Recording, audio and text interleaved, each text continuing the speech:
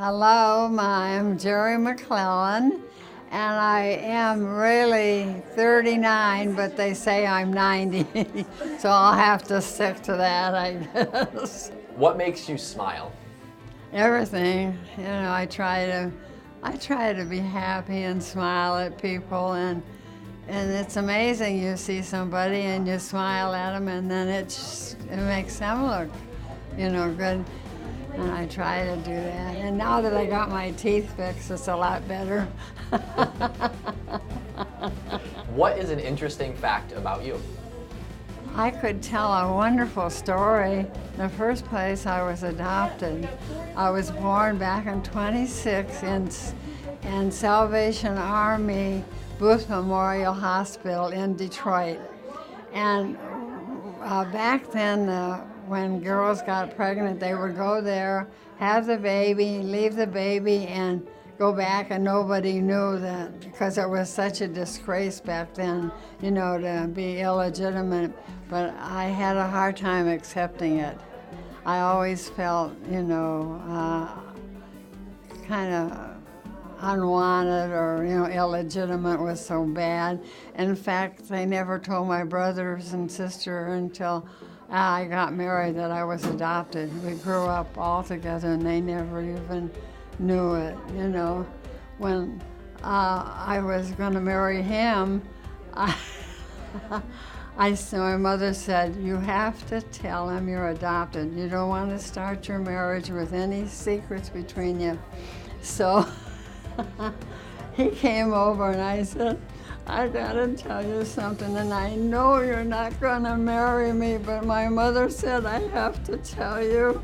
So he said, "Well, what is it?" He just got out of the service, so his mind was going, and I said, "I'm adopted." And he said, "So what?" I went, "Huh? So what?" It didn't bother him at all. So, but that was the first, beginning that I got light into my life to realize how blessed I was, instead of feeling sorry for myself. What's the craziest thing you've ever seen in your entire life? This guy, when we first got married, he was always pulling tricks on me, And one day it was real warm, and I was laying in bed, and he took a rubber and filled it with water till it was about, I don't know how big. And I was laying there sleeping, and he came and put it on my bare stomach, and I screamed and stuck my nails in the thing, and it broke, and water went everywhere. And he sat down on the floor and laughed till he about split his sides, and I was so mad. Have you ever seen or experienced something that you would consider supernatural? Yes. One time we pastored in a building. We didn't have a church, we had a building. And I had a new baby, and then I had a toddler. And so they didn't have nurseries. So I went in the back part of the building to change the baby's pants. And the toddler climbed up these steps. They were cement steps with metal on the edge, And I don't know, I was busy with the baby, and I didn't notice. I looked, and he was up there. And I said, "John, come down, be careful." He came down, but he rolled all the way to the bottom. When I picked him up, his head was back, his eyes were rolled back on his head. I don't know if he was dead or not, but he was just as limp as anything. So I ran in the church, and I gave him to my brother-in-law, and I said, "My baby's dead." And he ran up front, and he was assistant pastor then. And the whole church stood up and prayed for him. And when they got done praying, he sat up and looked around, and he was okay. What's one thing about this life that you wished you understood more clearly? Why it has to go so fast. And what the future holds, I just wish I knew, but maybe it's better I don't. What can we do to reduce hatred and prejudice in our world today?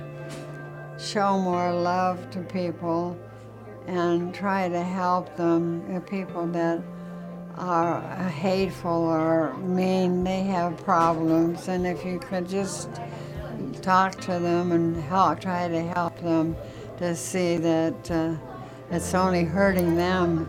When you hate somebody or you hold a grudge, you're hurting yourself. They don't even know or care. And if people could see that, and try to help them, and always give them a smile and an encouraging word. If you could share some words of wisdom with every young person on the planet, what would you say to them? First of all, obey your parents and obey the rules of the country, and try to add to the country, not tear away. Try to be a blessing so that you can improve our country, improve our life a little bit instead of causing a lot of problems. In your opinion, what is the meaning of this life? I think God puts us here that we can glorify Him and we can help other people and just make the world. God wants this world to be happy, and He's made it so beautiful. And I think He wants us to glorify Him in our life and love other people.